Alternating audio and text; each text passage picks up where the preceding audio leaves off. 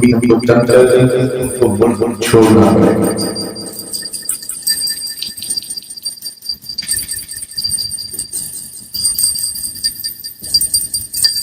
یہ ان کی تنقید اور ان کا منصوبہ قرآن میں بیان کیا. پھر اپنا منصوبہ قرآن میں بیان کیا. فَأَوْحَىٰ إِلَيْهِمْ رَبُّهُمْ لَنُهْلِكَنَّ الظَّالِمِينَ وَلَنُسْكِنَنَّكُمُ الْأَرْضَ مِن بَعْدِهِمْ. اللہ نے فرمایا اپنے نبیوں سے فَأَوْحَىٰ إِلَيْهِمْ رَبُّهُمْ کہ ان کا منصوبہ ہم نے تم کو بتایا. اب ہمارا منصوبہ ہم تم کو بتایا وہ یہ ہے کہ لَنُهْلِكَنَّ الظَّالِمِينَ ان میں سے جتنے لوگ ظلم کریں گے ان کے وجود سے ہم لعنت کو کاٹ کر دیں. وَلَنُسْكِنَنَّكُمُ الْأَرْضَ مِن بَعْدِهِمْ جس ملک سے یہ تم کو نکالنے کی بات کر رہے ہیں تمکین کے لیے اسی میں ہم تم کو سکون عزت کے ساتھ رکھا.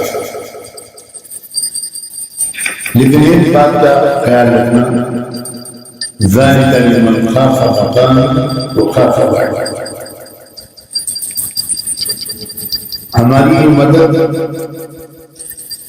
انہی لوگوں کے ساتھ آئے گی جیسے ایمان کے مسلمان نہیں ہوتے بلکہ وہ آخرت میں میرے سامنے پیشی کو یاد کر زندگی گزارے تقوی کے ساتھ. ان کے بارے میں ان کے خلاف چلنے والے ان کے بدخواہوں اور دشمنوں کے سارے منصوبوں کو تنفیذ کرے اور ان کو ان کے ملکوں میں وطنوں میں عزت و وقار کے ساتھ سکون کے رہنے کا انتظام کرے تقدیر کرے.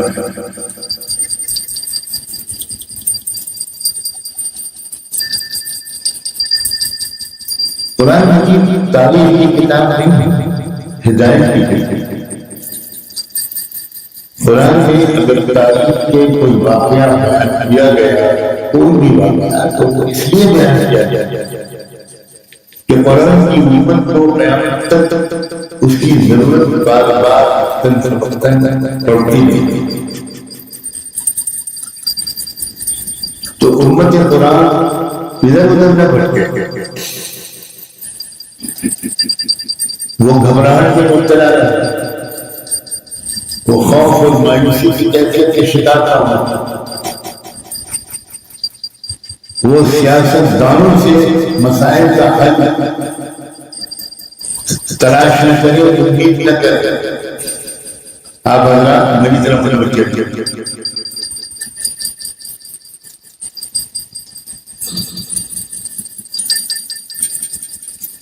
قرآن کے سوا کہیں سے اپنے مسائل کا حل جب تک یہ امت تلاش کرتی رہے گی تب تک بھٹکتی رہے گی. من ابتغى الهدى بغير أضل الله. اللہ کے رسول نے صاف فرمایا کہ قرآن مجید کے سوا کہیں سے بھی تم مسائل کا حل تلاش کرو گے رہنمائی تلاش کرو گے الہدى سوائے گمراہی کے تمہارے ہاتھ میں کچھ نہیں. مجھے اس وقت علماء کرام سے کچھ گستاخانہ شکوے کرتے اور میں امید کرتا ہوں کہ آپ اس کو صرف برداشت نہیں کریں گے. سیریسلی میں پوچھنا چاہتا ہوں کہ کیا ملی ملکی سیاسی سماجی مسائل ہمارے ملک میں درپیش ہیں ان کا جواب تلاش کرنے کے لیے ہم نے کبھی قرآن مجید کے صفحات کی ورق میں آپ سے جواب چاہتا ہوں. میں آگے نہیں بات کرتا جب تک مجھے جواب میں چاہتا ہوں مجھے جواب. اب بتائیے جرم کس کا ہے؟ آر ایس ایس کا, بی جے پی کا, بجرنگ دل، وشو ہندو پریشد، آج اعتراف کرتے ہو کہ یہ خدا کے لیے تم نے قرآن مجید کی ساتھ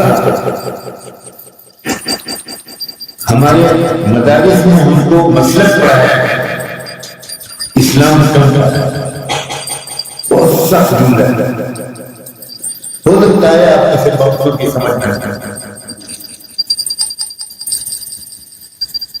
اسلام کی سمجھ ہمیں سے اچھا کی طرح ہے، اس کا دعویٰ کرنا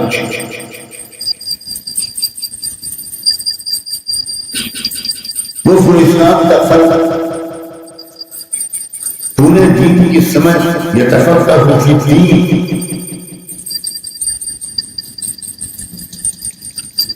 ایک وقتی ضرورت کے تحت ہمارے مدارس میں حدیث کے درس میں فقہی اختلافات کا بیان زیادہ اہتمام سے کیا جاتا ہے۔ حضرات علماء کرام یہ وقتی ضرورت تھی، پہلے کبھی حدیث کا درس اس طرح نہیں ہوتا تھا، پوری تاریخ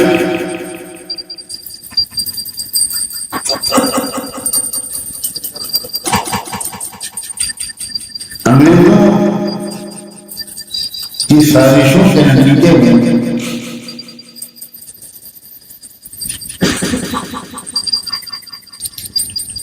کچھ ایسا ماحول بنایا کچھ لوگوں نے جانے انجانے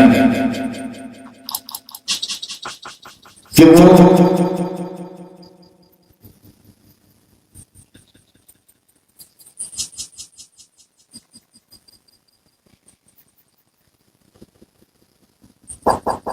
تقریب مشایخ تصوف، ائمہ اربعہ، ائمہ مجتہدین،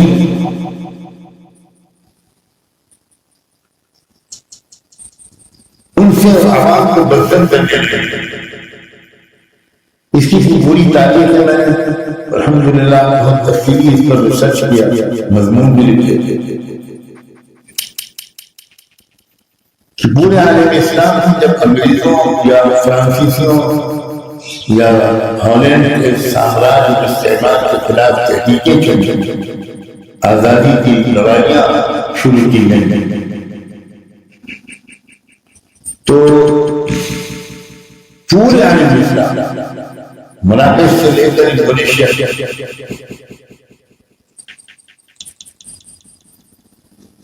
وہ تمام تحریکیں جو لوگ چلا رہے تھے وہ یا شافعی مسلک تھے،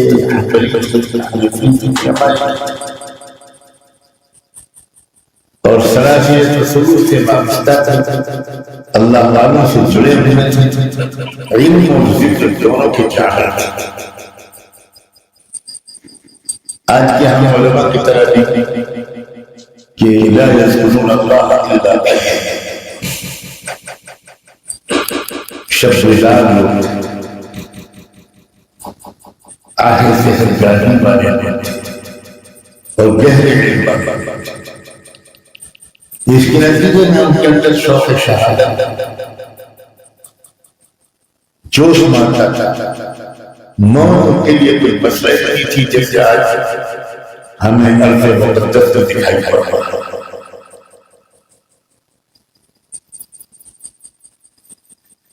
پورے عالم اسلام میں لہر چلی اور زبردست قربانیاں چاہتے، کاش کہ ہمارے مدارس میں ایک کوئی تقریب ایسی ہوتی جس میں کچھ اساتذہ تیاریاں کرتے ہماری نوجوان طلبہ کو بتاتے کہ الجزائر کیسے آزاد ہوا، اگلے مہینے بتاتے کہ بنگلادیش کیسے آزاد ہوا، اگلے مہینے بتاتے کہ سوڈان میں مہدی سوڈانی کی تحریک نے کیا قربانیاں بھیجی، اگلے مہینے بتاتے کہ امام احمد کی جدوجہد نے یمن میں قربانیوں کا کیا معیار پیش کیا، اگلے مہینے بتاتے کہ لیبیا میں سنوسی سلسلے تصوف کے مجاہدین نے کس طرح فرانسیسیوں کے چھکے چھوڑا دیا، اگلے مہینے بتاتے کہ حضرت شاہ ولی رحمۃ اللہ علیہ کی قیادت میں بلد صغیر میں کیسا قافلہ حریت تیار ہوا تھا۔ یہ لوگ صرف مدرسے میں پڑھاتے تھے، یہ لوگ مدرسوں میں پڑھاتے تھے، یہ لوگ کتابیں لکھتے تھے، یہ لوگ خانقاہوں میں تذکیہ نصوص کرتے تھے، اور یہی لوگ فتوی جہاد دیتے تھے، یہی لوگ شاملی کے میدان میں اتر کر انگریزوں سے لوہا لیتے تھے۔ یہ عذر نہیں پیش کرتے تھے کہ مدرسے کا مدرس میں کچھ نہیں کر سکتا، یہ عذر نم جھوٹا عذر کبھی ہمارے علاقے میں پیش نہیں کیا کہ ہم مسجد میں امامت کرتے ہیں، ہم کچھ نہیں کر سکتے۔ حضرت محمد بھی سے بڑے مدرس، حضرت گنگوی سے بڑے عالم اور مدرس و شارح حدیث ہیں ہم لوگ، حضرت گنگوی سے بڑے خاصانی شیخ ہیں ہم لوگ۔ یہ تو ہماری نسل نے بے وفائی کی، گستاخی معاف، اور آپ معاف کریں یا نہ کریں، میں کھری کھری باتیں عرض کرنے کے لیے آیا ہوں، مشاعرے داد دینے کے لیے، جھجھوڑنے کے لیے آیا ہوں۔ لِيَهْلِكَ مَنْ هَلَكَ عَنْ بَيِّنَةٍ وَيَحْيَىٰ مَنْ حَيَّ عَنْ بَيِّنَةٍ۔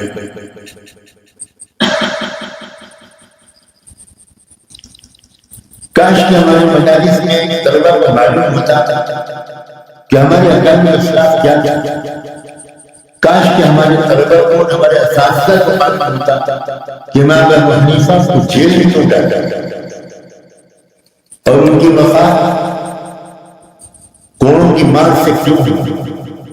اسلام نے کسی جرم کی سزا میں سروں پر کوڑے نہیں مارے سوائے ایک جرم کے، لیکن امام ابو حنیفہ کو مسلمان ہمارا سے سر پر کوڑے مارے، اور اسی کے نتیجے میں وہ بیمار ہوئے، شدید بیمار ہوئے۔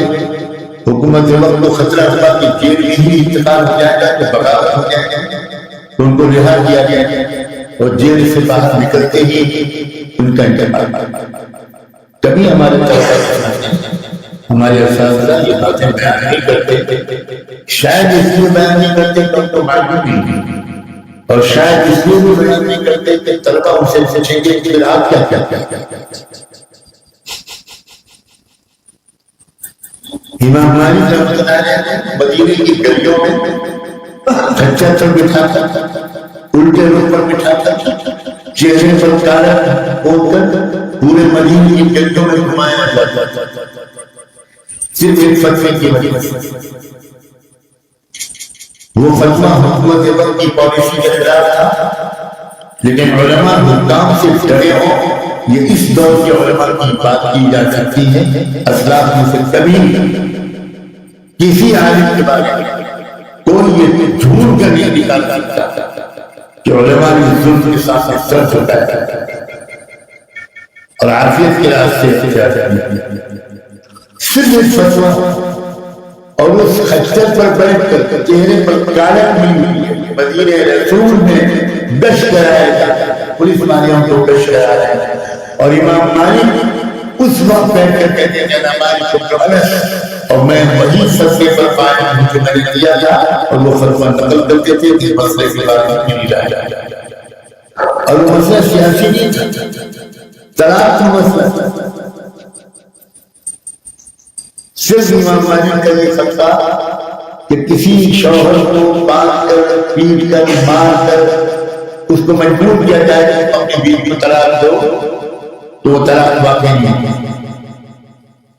اس مسئلے سے ڈر گئے، اس مسئلے سے، کیونکہ یہ بات جب پھیلی سماج میں تو سماج میں چرچا شروع ہوا مسجد مدرسے مدرسے کہ اگر مجبور کر کے دی جانے والی طلاق معتبر نہیں ہے تو مجبور کر کے حکومت کے ڈنڈے سے چلا کر جو بیعت لی ہے وہ بیعت کی تو بات نہیں ہے،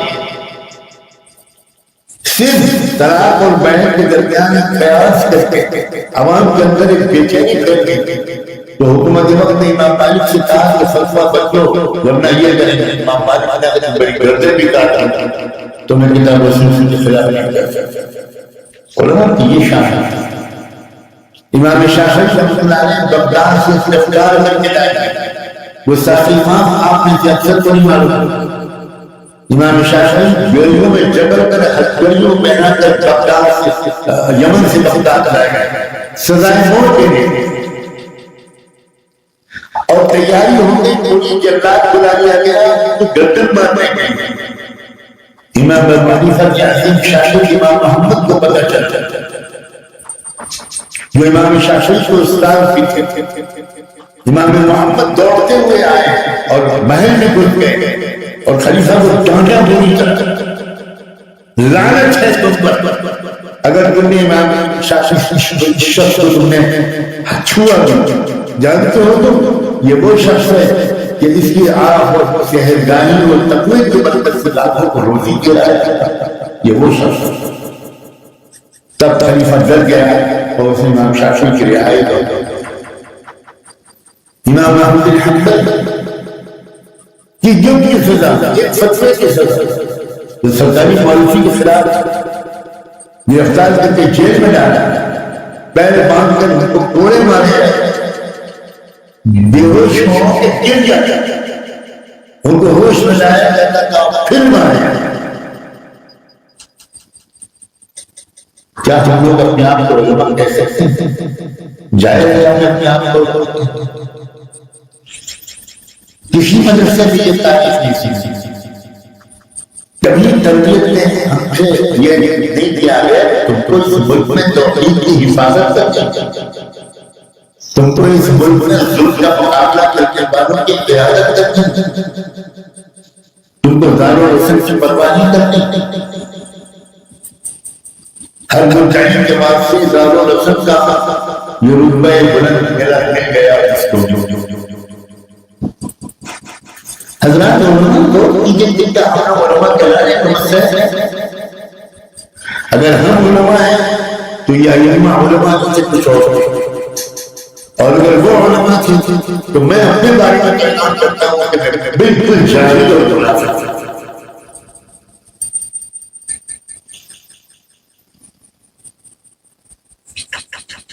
جو مسئلہ پڑا ہے ہمارے ملک میں تنگ نظر دہشت گرد عناصر کا حوصلہ, اس کی سب سے بڑی ذمہ داری ہماری. اپنی قوم کو ہم کوئی جامع تربیت نہیں دے رہے ہیں. کیا ہمارے جمعے کے خطابات سے قوم کے اندر کوئی رہنمائی قوم کو مل رہی ہے کہ حالات ہم کیسے مقابلہ کرتے ہیں؟ کیا بھارت کی سماجیات کو غور سے سنتے ہیں, سمجھنے کی کوشش کرتے ہیں, پڑھتے ہیں کہ کیا ہے بھارت کا نقشہ, بھارت کی آبادی میں کتنے الگ الگ عناصر ہیں, ان کے کیا سیاسی خیالات ہیں, ان میں سے کس کو ہم اپنا حریف بنا سکتے ہیں, کن کے ساتھ احمد وعبد صلی اللہ علیہ وآلہ وسلم کی سنت پر عمل کرتے ہوئے ان سے ہم معاہدے کر سکتے ہیں, ملک میں ایک تحریک برپا کر سکتے ہیں, ایک نئی تحریک آزادی. یقینی طور پر ہمارے ملک کو اس وقت ایک نئی تحریک آتا ہے. لیکن جب 15 اگست آیا تو ہمیں اپنے اپنے مدرسوں میں جلسے کی, اور جلسے کر کے ہم نے حضرت مدنی کا نام دیا, مولانا مقرام آزاد کا نام دیا, مولانا حضرت مہانی کا نام دیا. 3-4 نام کو ہم کو بچپن سے یاد ہیں. ہم نے وہ سنا ہے کہ ہمارے بزرگوں نے بھارت کی آزادی میں یہ حصہ کیا تھا, یہ قربانیاں دی تھیں. آج تم یہ کر رہے ہو ہمارے ساتھ, ہمارے بزرگوں نے یہ کیا تھا. کیا یہ کافی ہے؟ کیا آپ اپنے بچوں کی پرورش اسی طرح کرتے ہیں کہ ہمارے پردادا کی بات 40 بیگھہ زمین تھی اور ہم بالکل پتھر ہیں؟ ہم اپنے بچوں کو فاقے میں رکھیں اور جب بچے دھوپ سے بلائے تو ہم ان کو اپنے دادا پردادا کی تعریف سنانے لگے کہ نواب تھے, جاگیردار تھے, ان کے دادا تھے.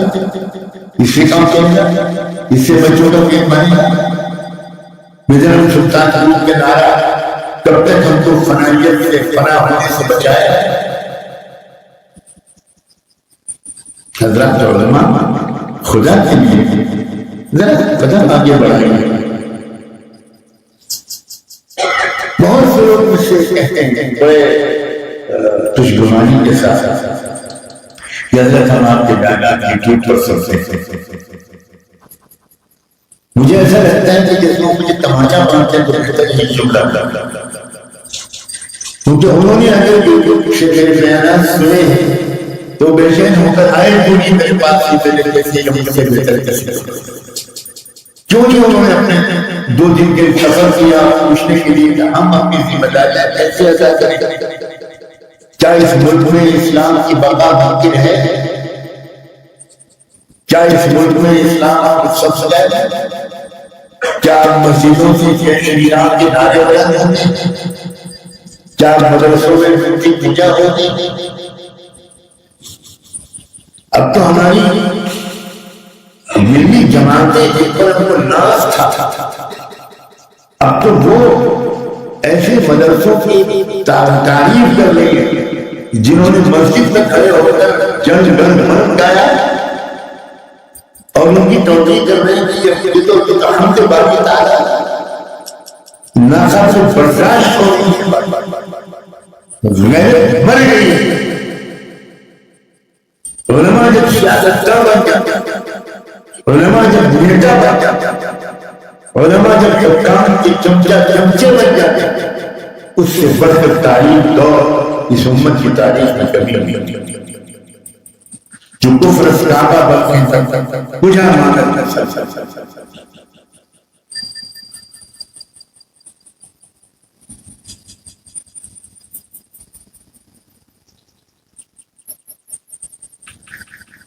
ہمارے مجالس میں ایک وقتی ضرورت کے تحت طرز تدریس کا سلسلہ اور شروع ہوا تھا جس کی طرف میں نے اپنا اشارہ کیا تھا. میں نہیں کہتا کہ داخلہ مکمل رہ جائے.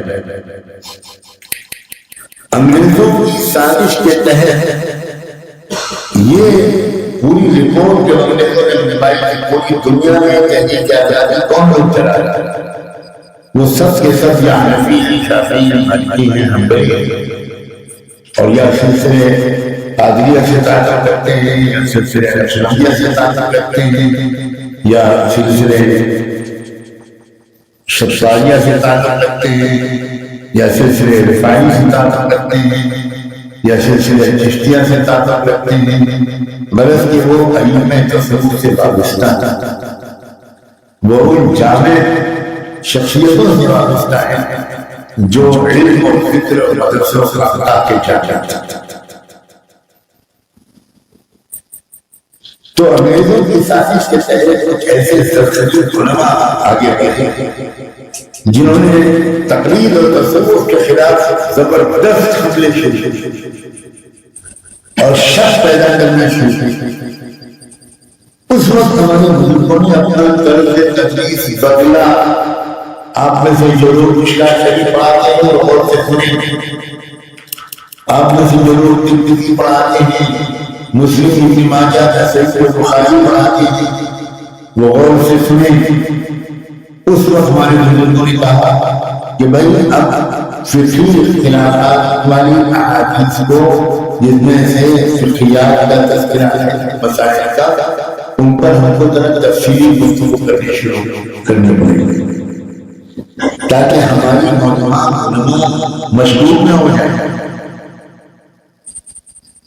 پوری دنیا میں یہ تبدیلیاں ہمارے بزرگوں نے کی تھی، وہ بڑے فراست والے تقویت کی وجہ سے ہم کے اندر فراست اور زمانہ شناسی زمانے کے بدلتے ہوئے تقاضوں اور چیلنجز کو وہ بہت ہی گہرائی سے سمجھتے تھے.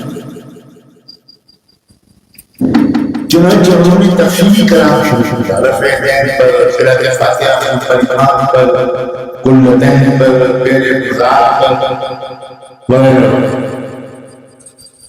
بہت تفصیلی کرتے ہیں. میں پوری تحقیق کے ساتھ حضرت شیخ الہند رحمۃ اللہ علیہ کے دور تک یہ طرز تدریس بالکل نہیں تھا. وہ بہت مختصر تشریح کرتے تھے اور یہ پیغام دیتے تھے کہ یہ مسلک کی بات ہے، یہ مسلک کی بات ہے، یہ مسلک کی بات ہے، یہ مسلک بالکل سب کتاب رسول سے اللہ کے رسول سے رکوع سے پہلے اور رکوع کے بعد رفعتین کیا بھی ہے اور طلب بھی کیا ہے، اس لیے ان میں زیادہ الجھنے کی ضرورت نہیں۔ وہ امت کے الگ الگ علاقوں کی اللہ نے اپنے الگ الگ بندوں کی تحقیق کو رائج کیا ہے، اور اس کے پیچھے اللہ کا منصوبہ یہ تھا کہ اللہ میرے محبوب کی کوئی سنت بالکل بھی پوری دنیا میں مطلوب نہ، کہیں ایک سنت پر عمل ہو، کہیں دوسری سنت پر،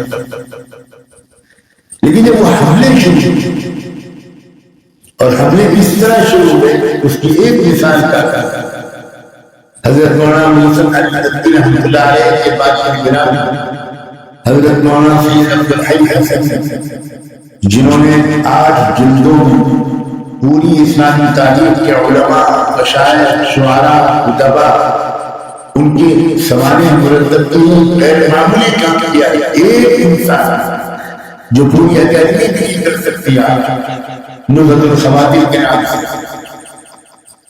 انہوں نے اپنے سفرنامے دہلی میں لکھا ہے کہ دہلی میں میاں نذیر حسین محدث دہلوی، جن کو شیخ القلب کہا جاتا تھا، ان کے شاگرد کا درس حدیث ہوتا تھا، تو مولانا عبد الحی دہلی گئے ہوئے تھے، پورے ملک کی سیاحت کی انہوں نے، قلمی کتابوں کو تلاش کرتے، مخطوطات کو تلاش کرتے، کہاں وہ مواد اکٹھا کیا، انسان حیران رہ جاتا ہے اس کتاب کو پڑھ کر کہ جو کتاب شاید 50 علماء مل کر نہ لکھ پائے، اسے اکیلے بندے اس سلسلے میں یہ دہلی میں مقیم تھے، تو ان کو پتہ چلا کہ فلاں صاحب کا درس حدیث ہوتا ہے، تو وہ مجسم شوق بن کر ان کے درس میں شریک ہونے کے لیے گئے۔ وہاں انہوں نے ایک عجیب و غریب تماشا دیکھا۔ درس کے بعد درس دینے والے استاد کے ایک شاگرد نے اپنے استاد سے پوچھا کہ حضرت ذاتی مسئلہ پوچھنا چاہتا ہوں، ایک عورت سے مجھے عشق ہو گیا ہے، میں اس کے بغیر زندہ نہیں رہ سکتا، مگر وہ کسی کے نکاح میں ہے، میں کیا کروں؟ تو ان استاد نے پوچھا کہ کیا وہ حنفی تھی وہ شخص؟ تو پوچھنے والے نے جواب دیا کہ جی حضرت وہ حنفی تھی۔ کہا کہ تو وہ مشرک ہے، مباح الدم ہے، واجب القتل ہے، تو اس کو قتل کروا اور عدت کے بعد اس کی بیوی سے نکاح کرنا۔ یہ اپنے کانوں سے سنا، اپنی آنکھوں سے دیکھا، حضرت مولانا محسن علی کے بارے میں گرا، اور سفرنامے دہلی اور اس کے اطراف میں لکھا ہے۔ یہ موقع تھا جب دارالدیوبند میں امیر المومنین فی الحدیث علامہ محمد شاہ کشمیری رحمۃ اللہ علیہ درس حدیث دے رہے تھے۔ ان حالات کے پیش ہمارے اکابر نے درس کے طرز کو تھوڑا بدلا، اور یہ جو فقہ حنفی کے خلاف باتیں کی جا رہی تھی، اس بارے میں سب کو مطمئن رکھنے کے لیے کوئی ائمہ اربعہ کا مسئلہ خلاف کتاب و سنت نہیں ہے بشمول فقہ حنفی، تو اس وجہ سے تھوڑا تفصیلی کلام انہوں نے شروع کر دیا ان اختلافی مسائل میں، لیکن یہ وقتی مسئلہ تھا۔ چنانچہ حضرت علامہ محمد شاہ کشمیری رحمۃ اللہ علیہ کے سوالیں نہ پڑھیے تو خدا نہ پڑھیے،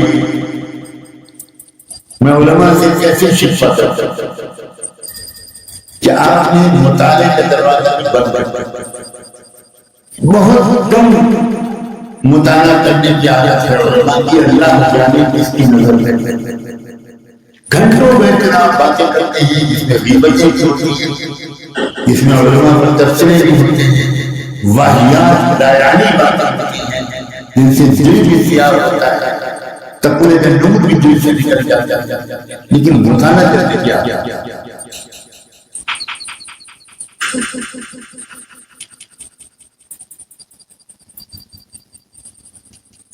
علامہ محمد بشیر کشمیری رحمۃ اللہ علیہ اپنی ذمہ داری سمجھی اور پھر انہوں نے تفصیلی گفتگو مسائل فقہیہ پر بھی کرنے کی. حالانکہ میں یہ بتا دوں کہ کتاب الفتن پر سب سے زیادہ تفصیلی تشریح کرتے تھے علامہ محمد بشیر، اور انہوں نے کتاب بھی لکھی ہے نزول عیسیٰ اور حیات مسیح پر. لیکن انتقال سے پہلے انہوں نے وصیت کی بات اور انہوں نے کہا کہ میری پوری زندگی یہ ثابت کرتے ہوئے گزری ہے کہ خاص طور پر فقہ حنفی جو ہم لوگ کی عزت سے زیادہ تھی وہ مطابق کتاب و سنت سے اس کا ہر جزیہ کتاب و سنت کے مطابق ہے. الحمدللہ میں دنیا سے اطمینان کے ساتھ رہا کہ میری تشریحات و تحقیقات جو بھی طالب علم پڑھے گا یا سنے گا اگر وہ معاند نہیں تو وہ اس بات کا اعتراف کر لے گا کہ فقہ حنفی کے جزیات بھی کتاب و سنت کے 100% بتاتا ہے. لیکن اپنے شاگردوں کو انہوں نے نصیحت کی.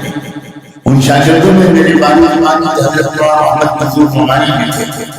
انہوں نے مجھے خود 17-18 مرتبہ اپنے استاد کی یہ وصیت سنائی اور جب سناتے تھے بہت کیا آنسوؤں کا سیلاب کرتا تھا. فرمایا اب اس کام پر مزید محنت کر کے وقت ضائع کرتا، یہ دلائل جمع ہو چکے ہیں. اب اصل مسئلہ ہے مغربی الحاد کا، یورپ سے آئے ہوئے اس فتنے کا، اس مادیت کا. اب تم لوگ اس کے مقابلے کے لیے اپنے کو تیار کرو. اور فرمایا اب تم لوگ انگریزی زبان ضرور پڑھو کیونکہ اس کے بغیر تم پوسٹ مارٹم نہیں کر پاؤ گے. مغرب کی فتنے ہیں لیکن ہمارے مدرسے میں دقت کرتے حضرات جمہور کو توڑیے، آگے بڑھیے. نوجوان علماء سے اور سفر کرنے کی عادت چاہیے. میں کہنا چاہتا ہوں ایک مشکل پیش آتی ہے اور میرے جیسے مجھ سے بڑوں کے ساتھ پیش آتا ہے. بہت ہی معمولی طالب علم علماء مجھ سے سوالات کرنا سوالات کتنے حساس نوعیت کے ہوتے ہیں. امام سے پوچھتا ہوں یہ سوال کب سے آپ کے ذہن میں؟ کوئی کہتا ہے 10 سال، کوئی کہتا ہے 7 سال. میں ان سے کہتا ہوں کہ پھر آپ اس بیچ میں سفر کر کے میرے پاس نہیں آنا، کیا وجہ کیا ہے؟ میں بہت حیران، میں جس مزاج کا انسان ہوں الحمدللہ میں مارا پھرا بڑے بڑے علماء عرب، علماء بنگلادیش، علماء لیبیا، علماء سوڈان، علماء ہند، علماء عراق، علماء مصر، علماء شام، علماء ہند و پاکستان. کہاں کہاں میں گئے کسی ذرا سی بات کی جس کو مجھے بھی سونے. جب سفر کرنے کے لائق تھا میں زیادہ فون نہیں کرتا تھا، واٹس ایپ میسج نہیں کرتا تھا، سفر کرتا تھا. اور ایسے ایسے سفر بھی اللہ کی توفیق سے کیے کہ 1 گھنٹے میں بزرگ سے عالم سے ملاقات ہوئی، اس مسئلے پر سوال جواب ہوا اور میں 1 گھنٹے کے بعد واپس. کسی کو پتہ نہیں چلا کہ میں اس شہر میں گیا اور واپس. یہ جنون، اس جنون نے امت کا بیڑا غرق کیا ہے. خدا نے اپنی غلطی کا احساس کیجیے، اپنی سستی اور کاہلی کی زنجیروں کو توڑیے. اور یہ ملک جس ملک پر جا رہا ہے اس ملک پر جانے سے بچانے کی ذمہ داری سیاستدانوں کی نہیں ہے. سیاستدانوں کی زیادہ تر فکر اپنی پارٹی کی ہوتی ہے، ان کو کوئی مطلب نہیں. حضرت بارہ نمبر قدو فرمائے کرتے تھے کہ اپوزیشن پارٹیاں یہ نہیں چاہتی کہ ملک سے برائیاں ختم ہو جائیں. اپوزیشن پارٹیاں یہ چاہتی ہیں برائیاں حکومت وغیرہ ہی نہیں کرانا تاکہ ان کا فائدہ ہم کو پہنچے، کمیشن ہم کو ملے، رشوت ہم کو ملے، ٹیکسز ہم کو ملے. قیادت علماء نے کی تھی، یہ بیان کرتے ہوئے بھی زمان پر کھڑا رہا. لیکن جب سے علماء نے بہانے بازی شروع کی، ہم مشہور بہت، ہم بہت بڑے دین کی خدمت کرتے ہیں. ہم علماء عام طور پر جلسوں میں کون سی آیت پڑھتے ہیں؟ تھوڑا سا مسکرائیے اور چپکے سے چپل اپنے گال پر مار چپکے سے ماریے کہ میں نے دیکھ العلماء ورثۃ الانبیاء، یہ حدیث سنا اکثر. اس کا مطلب یہ کہ ہم انبیاء کے پاس ہیں، ہمیں بریانی کھلاؤ، ہمیں مرغے کھلاؤ، ہمیں حدیث دو، ہم کو یہ تماشا. پچھلے اسلاف میں کبھی یہ حدیث نقل نہیں کیا کس نیت سے ہم بیان کرتے ہیں، کیا اندر کی نیت ہے، چور کیا ہے.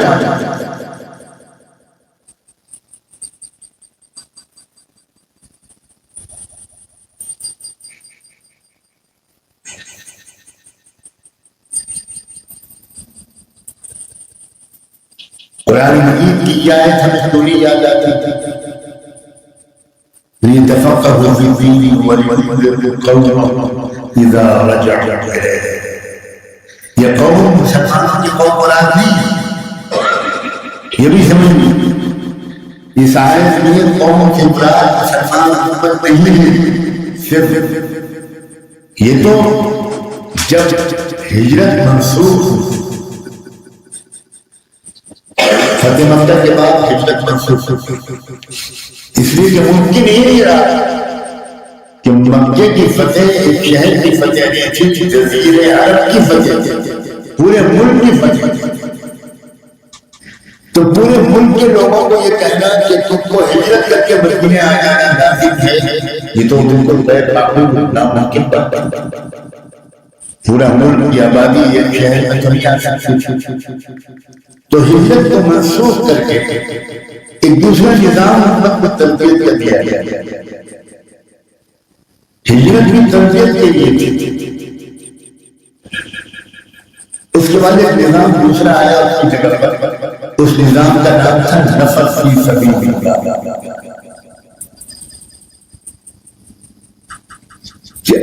اسی لیے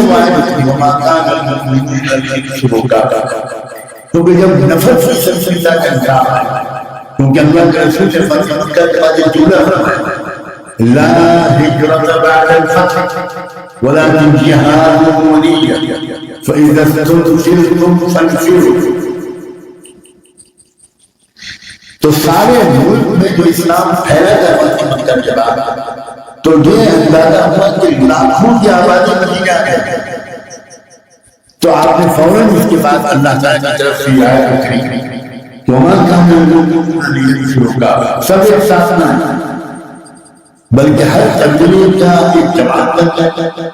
فَلَوْلَا نَفَرَ مِن كُلِّ فِرْقَةٍ مِنْهُمْ طَائِفَةٌ، وہ لوگ آ کر مدینے میں قیام کریں اور مدینے میں دین سیکھیں.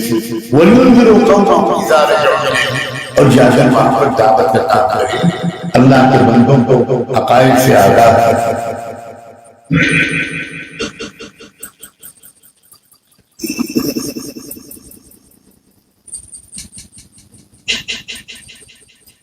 میں نے گزارش کیا کہ ملک کے موجودہ حالات اور خطرات کو محسوس کیجیے، شدہ ملک کی طرح سر چھپا دینے سے فکر کی طرح آپ بچ نہیں پائیں، بالکل بچ.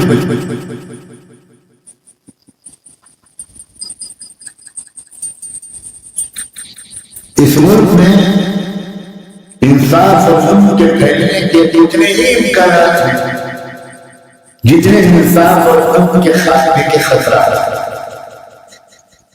اب میں بالکل مثبت بات کہنا چاہتا ہوں. اب تک میں نے جو باتیں کہی وہ اپنے ٹیمپریچر کے لحاظ سے ذرا بھاری تھی. اب میں بتانا چاہتا ہوں اپنی زمینی جائزے کے بعد 20 سال سے اس ملک کے خواہش ہیں.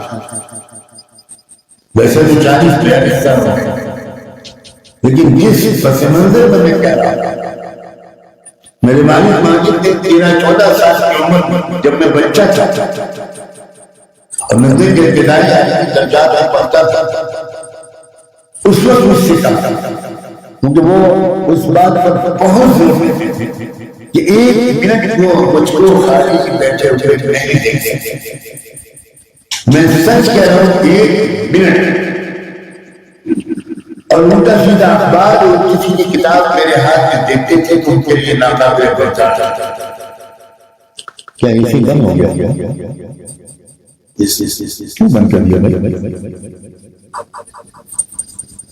آپ کو آواز کی پڑی ہے، میں پسینے ہی بھیگا جا رہا ہوں. سبحان اللہ. جھارکھنڈ والے اتنے پڑھی کتابوں کو خلا میں مولانا بنی صاحب ایک باب لکھا ایک اضافہ کرنے میں نیچے جائز کی کتاب.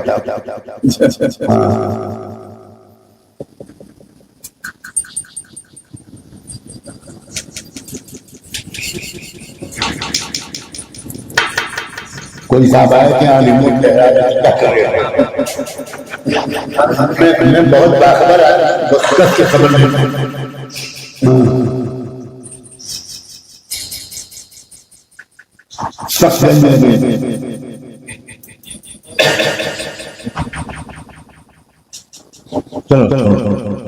چھوڑو کتابوں کو خلا میں ایک باپ کے اپنا نام ضرور لکھیے. یہ میرے ساتھی کچھ کیا کہہ رہے تھے؟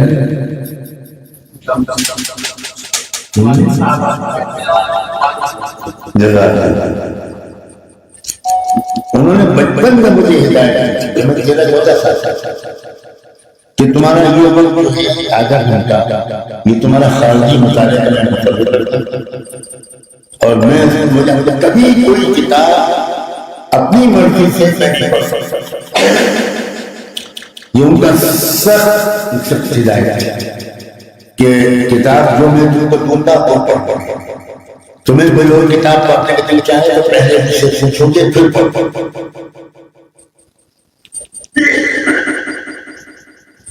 انہوں نے مجھے 13-14 سال کی عمر میں ایک بات کہی کہ تم اپنے استاد کے ذریعے لکھنؤ یونیورسٹی کی لائبریری سے 2 مصنفوں کی کتابوں کو ڈالا.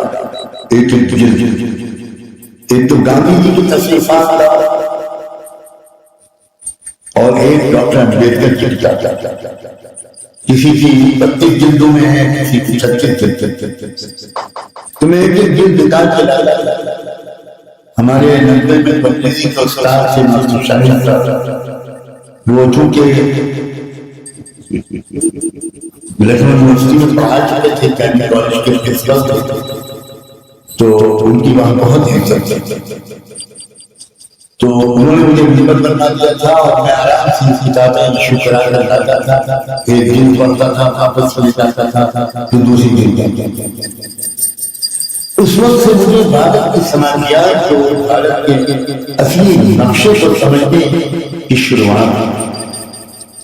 اب میں جو اس کے بعد میرا ہوتا رہا پڑھتا نہیں چلتا پڑھتا. اس وقت یہ مجھے چند لوگ کے شاید ایسے ہوں جو اس کی قدر. ہم عام طور پر مسلمان یہ سمجھتے ہیں بھارت میں کہ جتنے غیر مسلم اس ملک میں ہیں وہ سب ہندو. یہ زبردست غلطی ہے اور سازمان کے نیچے اس سے بڑا کوئی جھوٹ نہیں. آدیواسی ہندو نہیں، دلت سماج ہندو نہیں، ٹرائبل اور قبائلی لوگ ہندو نہیں، سکھ ہندو نہیں، بدھسٹ ہندو نہیں، اوبیسی کی ایک اچھی خاصی تعداد کی ہندو نہیں. ساؤتھ انڈیا میں اور مہاراشٹر میں آندھرا میں رہنے والے لنگایت جن کی آبادی تقریباً 7.5 کروڑ ہے وہ بھی ہندو نہیں. تو یہ بات کہ اس ملک میں ہندو اکثریت میں یہ 100% ہندو. اور میں آپ کے ساتھ کہہ کر داد مسلم کرتا ہوں. میں ڈنکے کی چوٹ پر غیر مسلموں کے ساتھ، صحافیوں کے ساتھ، پریس کے ساتھ ان کے خلاف جو مجبوری یہ بات کہنے کی کوشش کرتا ہوں کہ اس ملک میں سب سے بڑی اکثریت مسلمان،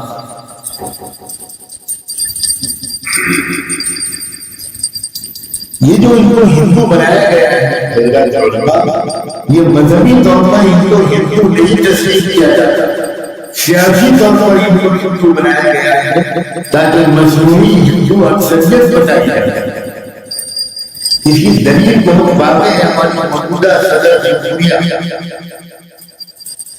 وہ ایک مندر میں پوجا اور درشن کے لیے گئی تو ان کو اندر نہیں جانے دیا گیا، وہ دور جانے کے باہر کھڑی رہی، ہاتھ جوڑے۔